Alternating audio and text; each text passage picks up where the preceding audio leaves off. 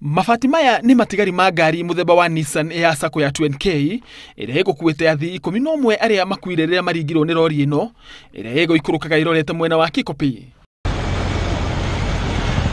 Arĩa makuire nĩ atumia 7 na arũme 5, 10 makua hau na umwe akua akĩamũkĩra ũrigiti thibitarĩ-inĩ wa Girigiri. Ndereba wa lori ĩno ndanagurara, no kũratuĩka ikanga rĩake nĩ rĩgĩire nguraro kũndũ gũtiganĩte. Lori ikatoka juu ikiwa imekosa brake, na ilipokuja ikakuja kama imefagia Nissan, ikairusha mahali kama hapa penye mnaona, na pia ikagonga lori nyingine ikairusha upande ule, ikagonga kama gari 5 hivi. Borithi marauga atĩ lori ĩyo ĩrĩa ĩkumĩte Nairobi ĩtuire breki na ya gũtha ngari 5 iria cikumĩte mwena wa Kikopey. Usika na hiyo ajali ni gari 5 mpaka hiyo turera. Imekuwa Nissan na lori 3.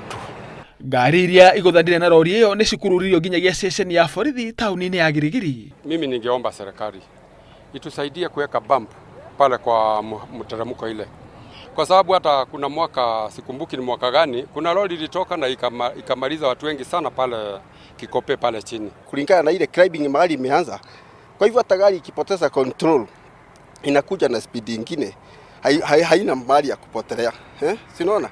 Kwa hivyo kama serikali inaweza tusaidia hii climbing at least ianze huku chini kiasi, tunaweza kuwa on a safe side. Handũ-inĩ ha Inooro TV, njĩtagwo Kĩama Kariũki.